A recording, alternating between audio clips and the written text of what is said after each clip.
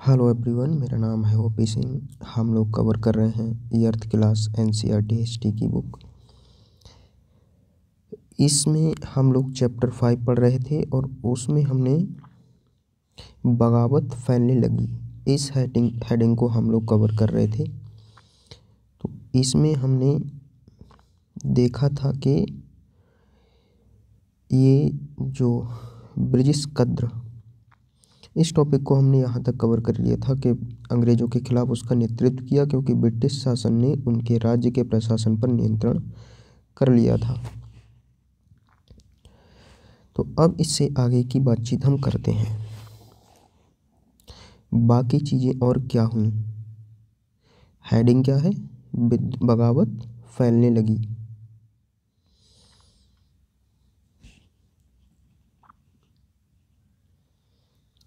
विद्रोही टुकड़ियों के सामने अंग्रेज़ों की संख्या बहुत कम थी। जब ये लोग दिल्ली पहुंच जाते हैं मेरठ से, उसके बाद चीज़ें क्या हुई। विद्रोही टुकड़ियों के सामने अंग्रेज़ों की संख्या बहुत कम थी। बहुत सारे मोर्चों पर उनकी ज़बरदस्त हार हुई। इससे लोगों को यकीन हो गया कि अब क्या होगा। अब अंग्रेज़ों का शासन खत्म हो चुका है। अब लोगों को विद्रोहों में कूद पड़ने का गहरा आत्मविश्वास मिल गया था। ख़ास तौर से अवध के इलाके में चौतरफा बगावत की स्थिति थी। अवध वाला जो हिस्सा था। 6 अगस्त 1857 को लेफ्टिनेंट कर्नल टाइटलर ने अपने कमांडर इन चीफ को टेलीग्राम भेजा, जिसमें उसने अंग्रेज़ों के भय को व्यक्त किया था। इसने क्या कहा था? 6 अगस्त 1857 की बात है ये। हमारे लोग विरोधियों की संख्या और लगातार लड़ाई से थक गए हैं। एक एक गांव हमारे खिलाफ है। जमींदार भी हमारे खिलाफ खड़े हो रहे हैं। इस दौरान बहुत सारे महत्वपूर्ण नेता सामने आए। उदाहरण के लिए फैजाबाद के मौलवी अहमदुल्ला शाह ने भविष्यवाणी कर दी कि अंग्रेज़ों का शासन जल्द ही खत्म हो जाएगा। वह समझ चुके थे कि जनता क्या चाहती है। इसी आधार पर उन्होंने अपने समर्थकों की एक विशाल संख्या जुटा ली। अपने समर्थकों के साथ वे भी अंग्रेज़ों से लड़ने लखनऊ जा पहुँचे।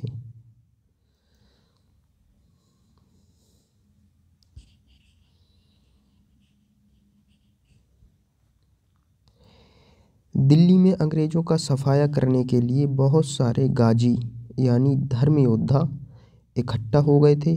बरेली के सिपाही बख्त खान ने लड़ाकों की एक विशाल टुकड़ी के साथ दिल्ली की ओर कूच कर दिया। वह इस बगावत में एक मुख्य व्यक्ति साबित हुए। बिहार के एक पुराने जमींदार कुंवर सिंह ने भी विद्रोह सिपाहियों का साथ दिया। मतलब जो भी विद्रोही सिपाही थे, बिहार के व्यक्ति थे कुंवर सिंह, इन्होंने जमींदार थे, इन्होंने विद्रोहियों का साथ दिया और महीनों तक अंग्रेज़ों से लड़ाई लड़ी। तमाम इलाकों के नेता और लड़ाके इस युद्ध में हिस्सा ले रहे थे। मतलब 1857 का जो विद्रोह था ये बहुत तेज़ी से पूरे उत्तर भारत में फैल गया। ये जो इमेज देख पा रहे हैं आप, ये रानी लक्ष्मीबाई की है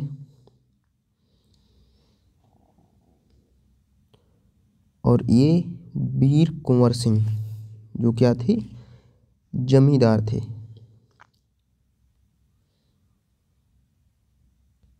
ब्रिटिश टुकड़ियां विद्रोहियों पर हमला करती हैं, जिन्होंने दिल्ली के लाल किले दाएं तथा लेफ्ट साइड का हिस्सा, इसे आप देख पा रहे हैं ये, और सलीमगढ़ किले जो कि बाएं साइड में ये है, पर कब्जा किया हुआ था।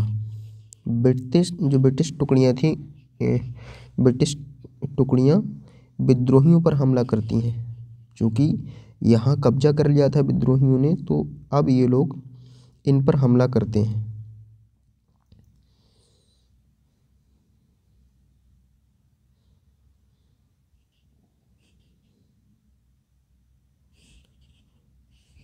ये चित्र क्या है?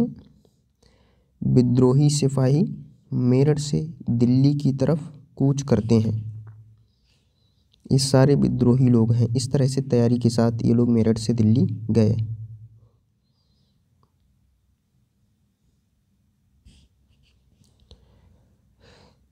कूच करते हैं। शुरू में अंग्रेजी सेनाओं को दिल्ली की भारी किलेबंदी को तोड़ने में मुश्किल हुई। 3 सितंबर 1857 को अंग्रेजी सेनाओं को और ज़्यादा हथियार, गोले आदि पहुंचाए गए। ये गाड़ियों पर लदे हुए थे जिन्हें हाथी खींच रहे थे और इनकी कतार 7 मील लंबी थी। विद्रोही सिपाही मेरठ से दिल्ली की तरफ कूच करते हैं। अब देखिए यहाँ पर क्या है, कंपनी का पलटवार। अभी तक हमने देखा कि विद्रोह पूरे उत्तर भारत में फैल गया, दिल्ली का लाल किला भी कब्जे में आ चुका है विद्रोहियों के। अब चीज़ें क्या हुई, अब कंपनी को विद्रोह को दबाना था क्योंकि काफ़ी तेज़ी से पूरे उत्तर भारत में ये फैल चुका था। इस उथल पुथल के बावजूद अंग्रेजों ने हिम्मत नहीं छोड़ी। कंपनी ने अपनी पूरी ताकत लगाकर विद्रोह को कुचलने का फैसला लिया। उन्होंने इंग्लैंड से और फौजी मंगवाए, विद्रोहियों को जल्दी सजा देने के लिए नए कानून बनाए और विद्रोह के मुख्य केंद्रों पर धावा बोल दिया। सितंबर 1857 में दिल्ली दोबारा अंग्रेजों के कब्जे में आ गई। सितंबर 1857 में, मई से शुरू हुआ, सितंबर 1857 में फिर से इसको कब्जा लिया अंग्रेजों ने। अंतिम मुगल बादशाह बहादुर शाह जफर पर मुकदमा चलाया गया और उन्हें आजीवन कारावास की सज़ा दी गई। अब जो बादशाह मान लिया था लोगों ने, विद्रोहियों ने, उसको पकड़ लिया गया और उसको आजीवन कारावास की सज़ा दी गई। उनके बेटों को उनकी आंखों के सामने गोली मार दी गई, जैसा कि हमने देखा चित्र में। बहादुर शाह और उनकी पत्नी बेगम जीनत महल को अक्टूबर 1858 में रंगून जेल भेज दिया गया। इसी जेल में नवंबर 1862 में बहादुर शाह जफर ने अंतिम सांस ली। रंगून जेल में नवंबर 1862 में इसकी मृत्यु हो जाती है, बहादुर शाह जफर की, जो अंतिम मुगल बादशाह था। दिल्ली पर अंग्रेजों का कब्जा हो जाने का ये मतलब नहीं था कि विद्रोह खत्म हो चुका था। दिल्ली पर तो कब्जा कर लिया इन्होंने दोबारा से, लेकिन विद्रोह भी खत्म नहीं हुआ। इसके बाद भी लोग अंग्रेजों से टक्कर लेते रहे। व्यापक बगावत की विशाल ताकत को कुचलने के लिए अंग्रेजों को अगले 2 साल तक लड़ाई लड़नी पड़ी। अगले 2 साल इनको लगे इस विद्रोह को दबाने में।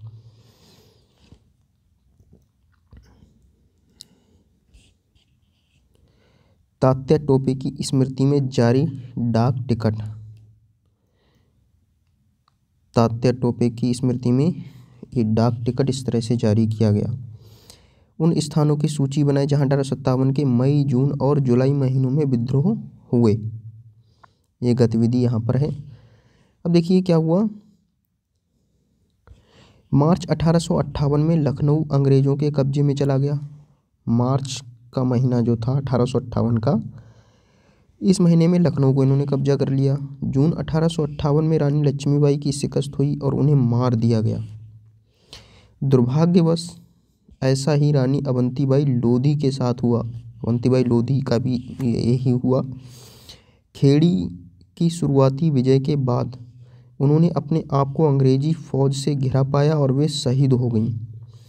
तात्या टोपे मध्य भारत के जंगलों में रहते हुए आदिवासियों और किसानों की सहायता से छापामार युद्ध चलाते रहे। सबसे बढ़िया काम किया तात्या टोपे ने।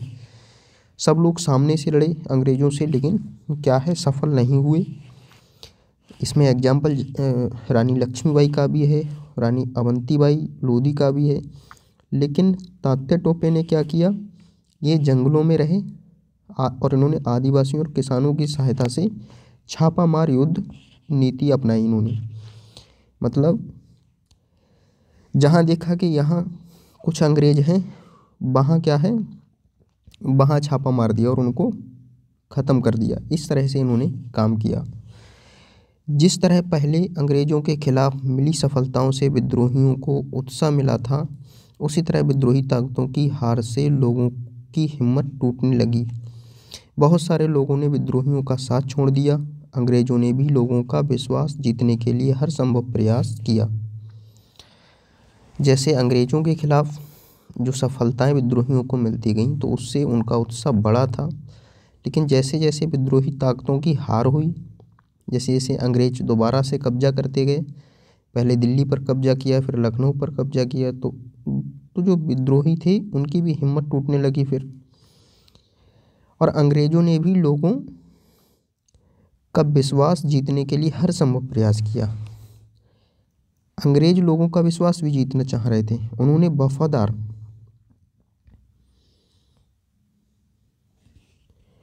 वफादार भूस्वामों के लिए इनामों का ऐलान कर दिया, जिससे कि विद्रोह को दबाया। उसके बाद ये चीज़ें की जा रही हैं। साथ में उन्हें आश्वासन दिया गया कि उनकी ज़मीन पर उनके परंपरागत अधिकार बने रहेंगे। जिन्होंने विद्रोह किया था उनसे कहा गया कि अगर वे अंग्रेज़ों के सामने समर्पण कर देते हैं और अगर उन्होंने किसी अंग्रेज़ की हत्या नहीं की है तो वे सुरक्षित रहेंगे और ज़मीन पर उनके अधिकार और दावेदारी बनी रहेगी।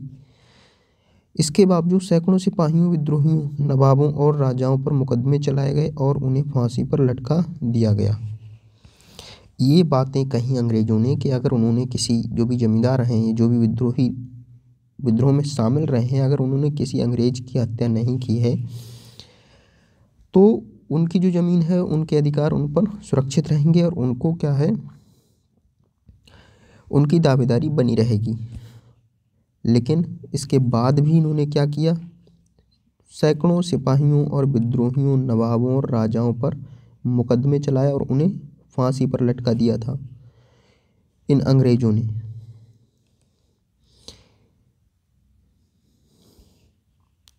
अंग्रेज टुकड़ियां दिल्ली में घुसने के लिए कश्मीरी गेट को बारूद से उड़ा देती हैं।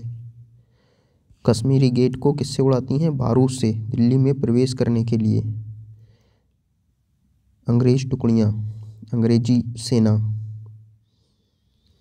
और यहाँ पर क्या है, अंग्रेज टुकड़ियां कानपुर के पास विद्रोहियों को पकड़ लेती हैं। ध्यान से देखें कि किस तरह कलाकार ने अंग्रेज सिपाहियों को बहादुरी से विद्रोहियों पर धावा बोलते हुए दिखाया गया है। अब यहाँ पर जो अंग्रेजी सिपाही हैं उनको बहुत बहादुर दिखाया गया है। इस चित्र में भी देखें तो ये तो दिखाएंगे ही, क्योंकि ये अपने लोगों की तारीफ करेंगे। इस कारण से ये ऐसे पेंटिंग्स बनाते चले आ रहे हैं, पहले से ही हम लोग जानते हैं। विद्रोह के बाद के साल, विद्रोह समाप्त हो गया, उसके बाद क्या हुआ, अंग्रेजों ने 1859 के आखिर तक देश पर दोबारा नियंत्रण पा लिया था। लेकिन अब वे पहले वाली नीतियों के सहारे शासन नहीं चला सकते थे। देश को इन्होंने नियंत्रण तो पा लिया 1857 के विद्रोह पर, लेकिन अब ये जो नीतियां पहले अपना रहे थे उन नीतियों के आधार पर ये शासन भारत में नहीं कर सकते थे। और ब्रिटिश क्राउन भी डर गया था। इस समय जो ब्रिटिश सरकार थी वो भी डरी हुई थी। अंग्रेजों ने जो अहम बदलाव किए वे निम्नलिखित हैं। अब यहीं से जब 1857 का विद्रोह हुआ और 1858 में क्या हुआ, जो ब्रिटिश सरकार थी उसने कंपनी के अधीन से अब शासन क्या है, सीधे अपने हाथों में ले लिया और आज़ादी तक वहीं से रूल किया गया भारत के लिए। अंग्रेजों ने क्या बदलाव किए, उनमें पहला बदलाव क्या था, ब्रिटिश संसद ने 1858 में एक नया कानून पारित किया और ईस्ट इंडिया कंपनी के सारे अधिकार ब्रिटिश साम्राज्य के हाथ में सौंप दिए ताकि भारतीय मामलों को ज़्यादा बेहतर ढंग से संभाला जा सके। ब्रिटिश मंत्रिमंडल के एक सदस्य को भारत मंत्री के रूप में नियुक्त किया गया। उसे भारत के शासन से संबंधित मामलों को संभालने का जिम्मा सौंपा गया। उसे सलाह देने के लिए एक परिषद का गठन किया गया जिसे इंडिया काउंसिल कहा जाता था। एक व्यक्ति को नियुक्त कर दिया जो वहाँ के भारत के मामले देखेगा और उसके लिए एक इंडिया काउंसिल के नाम से परिषद का गठन किया गया जो उसकी सहायता करेगी। भारत के गवर्नर जनरल को वायसराय का ओहदा दिया गया। भारत का जो गवर्नर जनरल था उसको वायसराय कहा जाने लगा। इस प्रकार उसे इंग्लैंड के राजा रानी का निजी प्रतिनिधित्व घोषित कर दिया गया और ये कहा गया कि वायसराय जो है वो वहाँ के इंग्लैंड के जो राजा या रानी हैं उनका निजी प्रतिनिधि है ये। फलस्वरूप अंग्रेज सरकार ने भारत के शासन की जिम्मेदारी सीधे अपने हाथों में ले ली।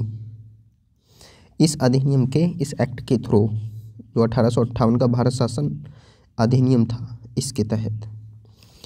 दूसरा क्या है, देश के सभी शासकों को भरोसा दिया गया कि भविष्य में कभी भी उनके भूक्षेत्र पर कब्जा नहीं किया जाएगा। अब शासन संभालने की बात हो रही है यहाँ पर, किस तरह से शासन किया जाए, क्योंकि अब पहले वाली नीतियाँ काम नहीं करेंगी। उन्होंने अपनी सियासत अपने वंशजों यहाँ तक के दत्तक पुत्रों को सौंपने की छूट दे दी गई, लेकिन उन्हें इस बात के लिए प्रेरित किया गया कि वे ब्रिटेन की रानी को अपना अधिपति स्वीकार करें। इस तरह भारतीय शासकों को ब्रिटिश साम्राज्य के अधीन शासन चलाने की छूट दी गई। इन्होंने ये भी कहा कि अपनी जो रियासत है अपने वंशजों यहाँ तक के कोई अगर दत्तक पुत्र है, दत्तक पुत्रों को सौंपने की छूट दे दी गई, जबकि जो झांसी की रानी का तो कोई पुत्र नहीं था, तो उनका दत्तक पुत्र ही था। तो झांसी की रानी ने जब 1857 के विद्रोह से पहले जब ये बात कही थी अंग्रेज़ों से, तो उन्होंने यह स्वीकार कर दी, क्योंकि वो सभी रियासतें इसी तरह से हड़प रहे थे। उनकी नीति थी कि जिनका कोई उनका सगा वंशज अगर कोई नहीं है, जैसे उनका जो राजा या रानी जो है उनका कोई अगर पुत्र नहीं है उत्तराधिकारी बनने के लिए, तो वो रियासत सीधे किसके अंडर में चली जाएगी, फिर ब्रिटिश कंपनी के अधीन आ जाएगी, वो उसके अधिकार में आ जाएगी। तो यही क्या हुआ था, झांसी की रानी के साथ हुआ था। तो फाइनली युद्ध हुआ। लेकिन अब इन्होंने क्या किया, अब इन्होंने ये बोल दिया कि आप दत्तक पुत्र को भी अगर आप सौंपना चाहते हैं अपनी जो क्या है संपत्ति है, रियासत है, तो आप सौंप सकते हैं। लेकिन उन्हें इस बात के लिए प्रेरित किया गया, ये कहा गया यहाँ के लोगों से कि भाई आप जो ब्रिटेन की रानी है उसको अपना अधिपति स्वीकार कर लें, उसको ही अपनी सरकार मान लें, और भारतीय शासकों को ब्रिटिश साम्राज्य के अधीन शासन चलाने की छूट दे दी गई कि आप जो भारतीय शासक हैं वो ब्रिटिश साम्राज्य के अधीन शासन चलाएं। तीसरा काम क्या किया, सेना में भारतीय सिपाहियों का अनुपात कम करने, सेना में भारतीय सिपाहियों की संख्या घटाई गई और यूरोपीय सिपाहियों की संख्या बढ़ाने का फैसला लिया गया। ये भी तय किया गया कि अवध, बिहार और मध्य भारत और क्या है दक्षिण भारत से सिपाहियों को भर्ती करने की बजाय अब गोरखा, सिखों और पठानों में से ज़्यादा सिपाही भर्ती किए जाएंगे, क्योंकि ये लोग बात वाले माने जाते थे, जिससे कि ये अपनी बात पर अडिग रहेंगे। एक कारण भी था। चौथा, मुसलमानों की ज़मीन और संपत्ति बड़े पैमाने पर जब्त की गई। मुसलमानों की ज़मीन को, उनकी संपत्ति को खूब जब्त किया इन लोगों ने। उन्हें संदेह व शत्रुता के भाव से देखा जाने लगा। अंग्रेज़ों को लगता था कि यह विद्रोह उन्होंने ही खड़ा किया था, इसलिए मुसलमानों के पीछे पड़ गए। पांचवा, अंग्रेज़ों ने फैसला किया कि वे भारत के लोगों के धर्म और सामाजिक रीति रिवाजों का सम्मान करेंगे। छठा कार्य क्या किया गया, भूस्वामियों और जमींदारों की रक्षा करने तथा जमीन पर उनके अधिकारों को स्वामित्व देने के लिए नीतियां बनाई गईं। मतलब जो भूस्वामी हैं और जमींदार हैं उनकी रक्षा करने और ज़मीन पर उनके अधिकार को स्थायित्व देने के लिए कि उनका ही अधिकार रहेगा, इसके लिए क्या है नीतियां बनाई गईं। इस प्रकार 1857 के बाद इतिहास का एक नया चरण शुरू हुआ। अब यहाँ से कुछ नई चीज़ें हुई, चूँकि सारी नई नीतियाँ आ गईं। अब उत्तरी भारत में विद्रोह के कुछ प्रमुख केंद्र, तो ये उत्तर भारत के विद्रोह के केंद्र हैं आपके। इसमें विद्रोह के मुख्य केंद्र और विद्रोह के अन्य केंद्र। मुख्य केंद्र कौन कौन से हैं विद्रोह के, इसमें मेरठ से तो शुरू हुआ था, दिल्ली, बरेली भी मुख्य केंद्र था, लखनऊ, कानपुर, फैजाबाद जो अयोध्या की राजधानी थी, और झांसी, ये मुख्य केंद्र थे। और बाकी जो अदर और ये भी केंद्र थे जहाँ विद्रोह हुआ। तो उत्तर भारत के इस हिस्से में ही विद्रोह हुआ। दिल्ली को कब्जा इन्होंने पहले मेरठ से शुरू हुआ, दिल्ली से फिर लखनऊ, फिर बरेली, कानपुर, झांसी, फैजाबाद, इन सब में विद्रोह हुआ। और फिर अंग्रेज़ों ने सीधे दिल्ली को पहले कब्जाया, फिर लखनऊ को, फिर बाकी क्षेत्रों पर शासन पुनः स्थापित किया। और फिर ये सारी 1857 का भारत शासन अधिनियम लाया गया और उसके थ्रू क्या क्या चीज़ें की गई जो हमने अभी देखी। खुर्दा संग्राम एक केस स्टडी। अब इसमें क्या है, ये खुर्दा संग्राम क्या है, एक केस स्टडी है, देखते हैं इसको।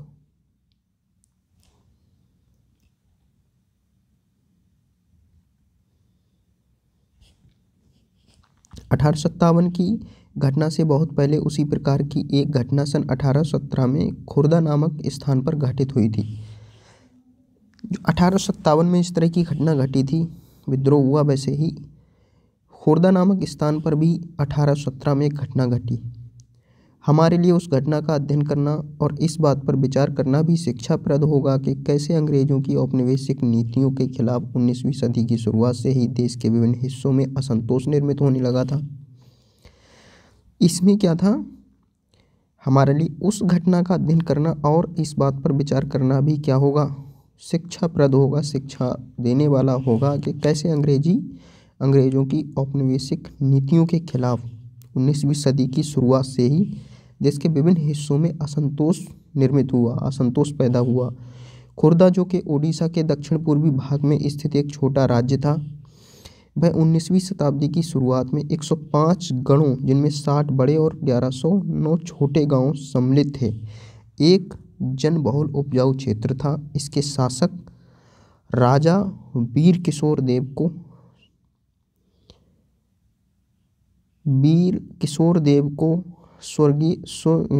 अधिकृत 4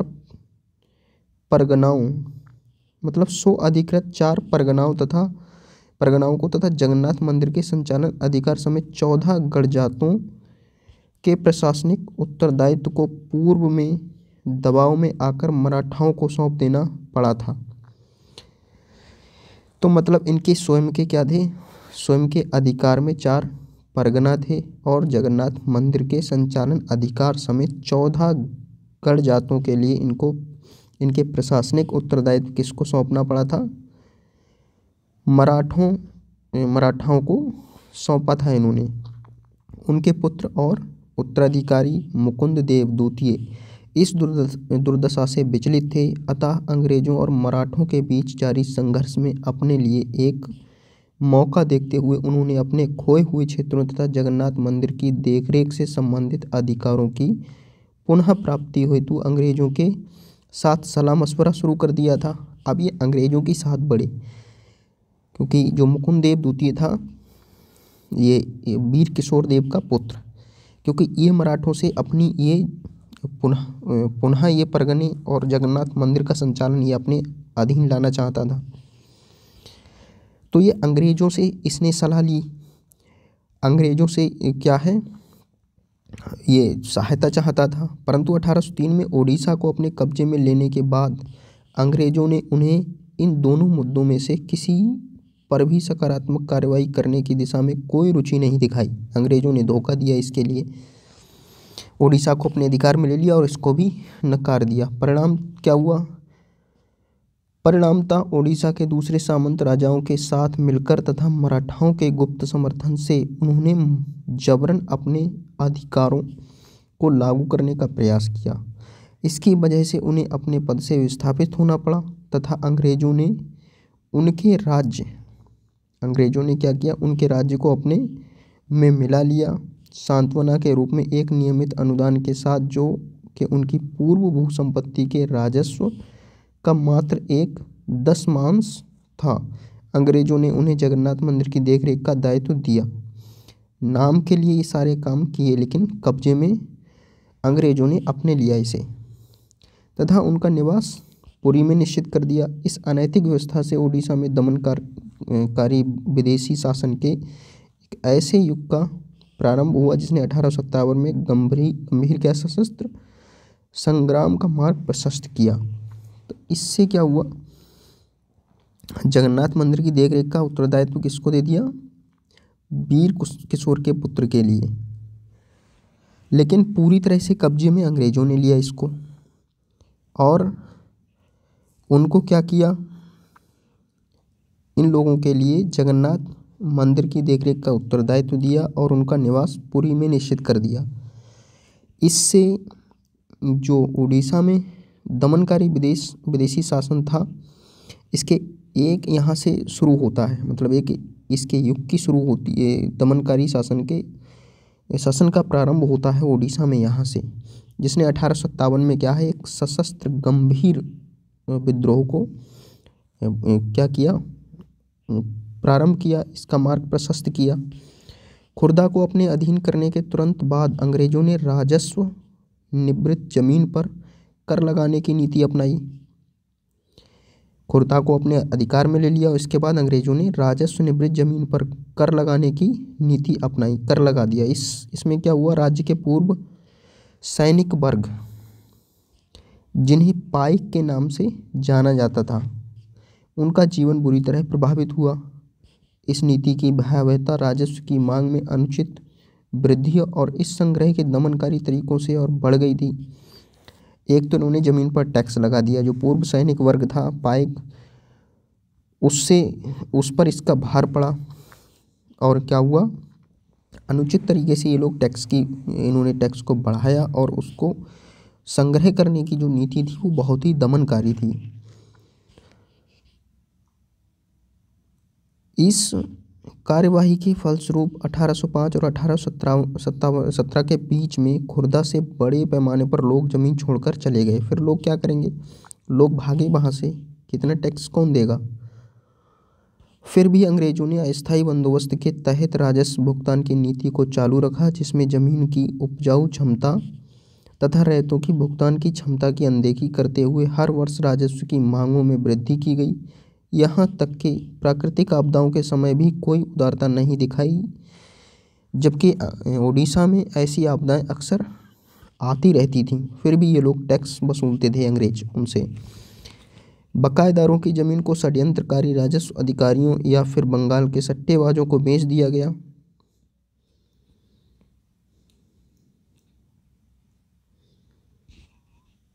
खुर्दा के विस्थापित राजा का वंशानुगत सेनानायक जगबंधु विद्याधर महापात्र भ्रमरवर राय, जिन्हें लोग बक्सी जगबंधु के नाम से जानते थे, वे ऐसे बेदखल हुए जमींदारों में से एक थे। व्यवहारिक रूप से वे एक भिखारी बन गए थे, कभी जमींदार थे अब भिखारी बन गए।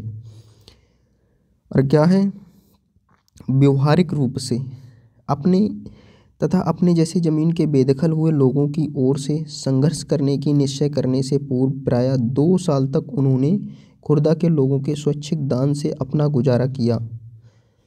बीते हुए वर्ष के साथ साथ जो तकलीफ़ें इन शिकायतों के साथ जुड़ गई थीं वे थीं अंग्रेज़ों द्वारा इस क्षेत्र में चांदी के सिक्कों का प्रचलन और दूसरा इस नई मुद्रा में राजस्व के भुगतान पर जोर देना।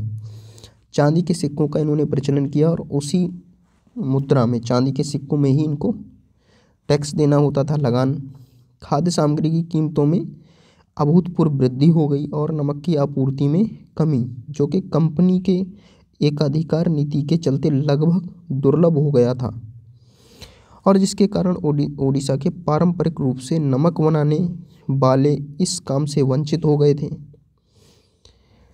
और कार्य क्या हुआ, स्थानीय जमींदारियों की कलकत्ता में नीलामी, जिसके कारण ओडिशा में बंगाल के अनुपस्थित जमींदारों का आगमन हुआ और इसके अलावा असंवेदनशील और भ्रष्ट पुलिस प्रशासनिक व्यवस्था ने भी स्थिति को और दुष्कर बना दिया, जिसके चलते होने वाले सशस्त्र संग्राम ने और भयावह आकार धारण कर लिया।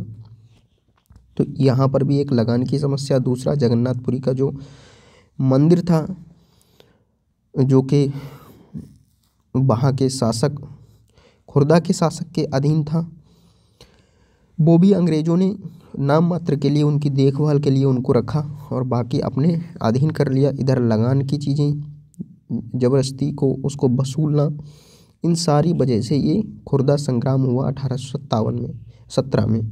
29 मार्च 1817 को इस संग्राम की शुरुआत तब हो गई जब पाइकों ने बानपुर में स्थित पुलिस चौकी और अन्य सरकारी संस्थानों पर हमला कर दिया और 100 से अधिक लोगों की हत्या करने के साथ साथ सरकारी खजाने में से एक बड़ी रकम लेकर चले गए। शीघ्र ही खुर्दा को केंद्र करते हुए इस घटना की लहर अलग अलग दिशाओं में फैल गई। इन्होंने अच्छा काम किया। 29 मार्च 1817 को इतना अत्याचार जब आप करोगे तो क्या करेंगे ये लोग। इन्होंने 29 मार्च 1817 में क्या कर दिया, विद्रोह कर दिया एक तरह से। पाइक जो थे पूर्व सैनिक, जिनको पाइक कहते हैं, इन्होंने बानपुर में स्थित पुलिस चौकी पर क्या किया, हमला कर दिया कितने लोगों को मारा? 100 लोगों को, 100 से ज़्यादा लोगों को हत्या कर दी और वहाँ पर जो भी चीज़ें थीं, जो भी खजाना था, उसको लूट लिया।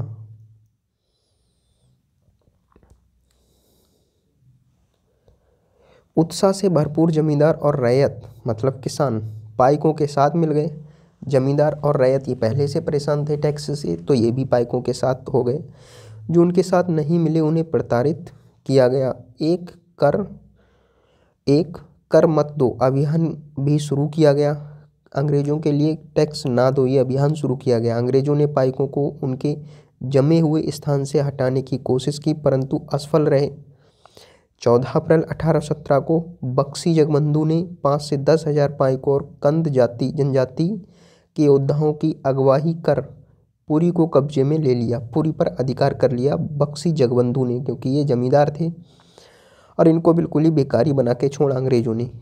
और मुकुंददेव द्वितीय इसको उनकी झिझक के बावजूद राजा घोषित कर दिया। जगन्नाथ मंदिर के पुजारियों ने भी पाइकों को अपना भरपूर समर्थन प्रदान किया। स्थिति को हाथ से निकलते हुए देख अंग्रेजों ने मार्शल लॉ लागू कर दिया। मार्शल लॉ अंग्रेजों ने लागू कर दिया जब उन्होंने देखा कि स्थिति हाथ से निकली जा रही है। जल्द ही घोषित राजा पकड़े गए और उन्हें उनके पुत्र सहित कटक में कारावास दे दिया गया। जो भी राजा घोषित हुए थे उनको पकड़ लिया उठा के तुरंत ही मुकुंददेव द्वितीय के लिए। बक्सी ने अपने करीबी सहयोगी कृष्णचंद्र भीमरवर राय के साथ मिलकर कटक और खुर्दा के बीच यातायात के सारे माध्यम को काटने का प्रयास किया। इसके साथ साथ संघर्ष ओडिशा के दक्षिण और उत्तर पश्चिमी हिस्सों में फैल गया। परिणाम स्वरूप अंग्रेजों ने मेजर जनरल मार्टिन डल को पाइकों के चंगुल से पूरे क्षेत्र को मुक्त कराने के लिए भेजा तथा बक्सी जगबंधु और उनके साथियों को पकड़वाने के लिए पुरस्कार की घोषणा की। बक्सी जगबंधु और उनके साथियों को पकड़वाने के लिए मार्टिन डल को, ये मार्टिन डल कौन था? मेजर जनरल था, अंग्रेजी जनरल। इस प्रकार जो सामरिक कार्रवाई चली उसमें सैकड़ों पाइक मारे गए, कई घने जंगलों में चले गए और अन्य सामूहिक क्षमा योजना के तहत अपने घरों में लौट गए। इस तरह से अंग्रेजों ने मई 1817 तक खुर्दा के संग्राम को लगभग काबू में कर लिया। तो मई 1817 तक इसको क्या है काबू किया और ये 29 मार्च 1817 में शुरू हुआ था खुर्दा संग्राम। तो ये 1857 के विद्रोह के जैसा ही था जो कि उड़ीसा की घटना है। जब इन्होंने देखा कि स्थिति हाथ से निकली जा रही है तब इन्होंने क्या किया? मार्शल लॉ लागू कर दिया और फिर फटाफट लोगों को पकड़ लिया। जिसको राजा घोषित किया गया था मुकुंददेव द्वितीय के लिए, उसको भी पकड़ लिया। लेकिन जगबंधु और उनके सहयोगी जो थे उनको पकड़ने के लिए एक अंग्रेजी जनरल भेजा गया, मेजर जनरल, जिसका नाम था मार्टिन डल। इसने कहा कि पाइकों को पकड़ो और क्या किया? पकड़ो और मारो। मार्शल लॉ में यही चीज़ें होती हैं। और साथ ही साथ क्या हुआ?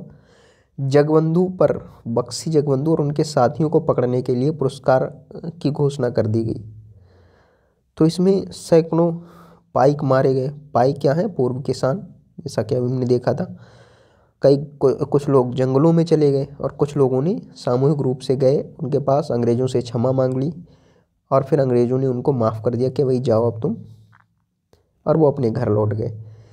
इस तरह से 1857 मई 1857 में खुर्दा का संग्राम जो था इस पर पूरी तरह से काबू पा लिया अंग्रेज़ों ने। परंतु खुर्दा के बाहरी क्षेत्रों में बक्सी जगबंधु ने कुजंग के राजा जैसे सहयोगी की मदद से और पाइकों के उनके प्रति अटूट निष्ठा के कारण इस संघर्ष को मई 1825 तक जारी रखा। बक्सी जगबंधु ने कुजंग के राजा जो थे उनके सहयोगी की मदद से और पाइकों के प्रति जो अटूट निष्ठा थी उसके कारण 1825 तक ये संघर्ष करते रहे, जब उन्होंने अंग्रेज़ों के सामने आत्मसमर्पण कर दिया। इसके उपरांत अंग्रेज़ों ने खुर्दा के लोगों के प्रति अपनी ओर से दयालु, अनुग्रहित और सहनशीलता की नीति अपनाई। 1825 के बाद ही इन्होंने क्या है बक्सी जगबंधु ने आत्मसमर्पण किया। पुलिस और न्याय की व्यवस्था में आवश्यक सुधार किया। नमक की कीमतों में कमी की गई। अब इसके बाद जब जगबंधु क्या है आत्मसमर्पण कर देते हैं, तब इसके बाद में फिर इन लोगों ने इनके प्रति नरम रुख अपनाया। नमक की कीमत जो बहुत बढ़ा दी थी उसको भी कम किया। जिन राजस्व अधिकारियों को भ्रष्ट पाया गया उन्हें कार्य से निष्कासित कर दिया गया और बेदखल जमींदारों को अपनी जमीन लौटा दी गई। दिवंगत खुर्दा के राजा के पुत्र रामचंद्र देव तृतीय को स्वतंत्र कर पुरी जाने दिया गया और 26,000 रुपये के अनुदान के साथ उन्हें जगन्नाथ मंदिर की देखरेख का दायित्व दिया गया। 26,000 रुपये का अनुदान। संक्षेप में ये उड़ीसा में अंग्रेजों के विरुद्ध पहला लोकप्रिय सशस्त्र संघर्ष था जिसका उस क्षेत्र में ब्रिटिश शासन पर दूरगामी प्रभाव पड़ा, अतः इसे मात्र पाइक विद्रोह कहना इसे कमतर कर आंकना होगा। मतलब ये केवल पाइक विद्रोह नहीं था, इसमें भी सभी लोग शामिल थे, किसान भी इसमें शामिल थे। तो इससे ही काफ़ी इन्होंने सीखा होगा अंग्रेजों ने। कुछ इसी के जैसी एक घटना थी 1857 का विद्रोह। इसके बाद हम लोग जानते हैं कि हर चैप्टर के लास्ट में क्या है, कुछ अदर जानकारी दे रखी होती है। तो इसमें आप देखेंगे क्या है, परम शांति के एक स्वर्गिक साम्राज्य की खातिर ये ताइपिंग की सेना अपने नेता से मिलते हुए। अब इस कहानी को देखिए। जब 1857 में भारत में विद्रोह फैला, उसी समय चीन के दक्षिणी भागों में भी एक विशाल जन विद्रोह पैदा हो रहा था। ये चीन की घटना है। ये विद्रोह 1850 में शुरू हुआ था और 1860 के मध्य में जाकर खत्म हुआ। 1860 से शुरू हुआ, 50 में शुरू हुआ और 1860 के मध्य में जाकर के ये ख़त्म हुआ था। चीन का जो विद्रोह है, होंग जिकुआंग के नेतृत्व में हजारों मेहनत का गरीब लोगों ने परम शांति के स्वर्गिक साम्राज्य की स्थापना के लिए लड़ाई लड़ी। इस विद्रोह को ताइपिंग विद्रोह के नाम से जाना जाता है। होंग जिकुआंग ने धर्मांतरण करके ईसाई धर्म अपना लिया था और वह कन्फ्यूशियसवाद और बौद्ध आदि परंपरागत चीनी धर्मों के खिलाफ थे। ताइपिंग के विद्रोही एक ऐसे साम्राज्य की स्थापना करना चाहते थे जहां ईसाई धर्म को माना जाएगा, जहां किसी के पास निजी संपत्ति नहीं होगी, जहां सामाजिक वर्गों और स्त्री पुरुष के बीच कोई भेद नहीं होगा, जहां अफीम, तंबाकू, शराब के सेवन तथा जुए, वेश्यावृत्ति और गुलामी पर पाबंदी होगी। चीन में तैनात अंग्रेज और फ्रांसीसी सेनाओं ने ताइपिंग विद्रोह को दबाने के लिए किंग साम्राज्य के बादशाह को काफ़ी मदद दी। चीन में तैनात अंग्रेज और फ्रांसीसी सेनाओं ने, चीन में भी अंग्रेज और फ्रांसीसी सेनाएं थीं इस समय, इन्होंने ताइपिंग विद्रोह को दबाने के लिए, तो उस समय किंग साम्राज्य के बादशाह को काफ़ी हेल्प की थी। तो ये भी यहाँ पर ऐसा चल रहा था चाइना में, जो जस्ट हमारे लगा हुआ है पड़ोसी। तो ये चैप्टर हमारा यहाँ पर कंप्लीट होता है। ये चित्र है आपका लखनऊ रेजिडेंसी के खंडर का। जून 1857 में विद्रोही टुकड़ियों ने रेजिडेंसी को कब्जे में ले लिया और बहुत सारी अंग्रेज औरतों, मर्दों और बच्चों ने रेजिडेंसी की इमारतों में पनाह ली हुई थी। विद्रोहियों ने इस पूरे परिसर को घेरकर उन पर गोलों से हमला किया। इसी तरह के एक गोले से अवध के चीफ कमिश्नर हेनरी लॉरेंस की भी मौत हो गई थी। हेनरी लॉरेंस जिस कमरे में मरे वह इस चित्र में दिखाई दे रहा है। गौर से देखें कि इमारतों पर बीते दौर के निशान किस तरह बचे रह जाते हैं। तो ये है आपका लखनऊ रेजिडेंसी का खंडर। जब विद्रोही टुकड़ियों ने इन पर कब्जा किया तो इसमें क्या है, जो अंग्रेजी लोग थे, उनके जो बच्चे थे, उनकी औरतें थी, वो सारे इसमें छिपे हुए थे। तो ये चैप्टर हमारा यहाँ पर कंप्लीट होता है। बाकी मिलते हैं नेक्स्ट क्लास में। बाय सभी के लिए।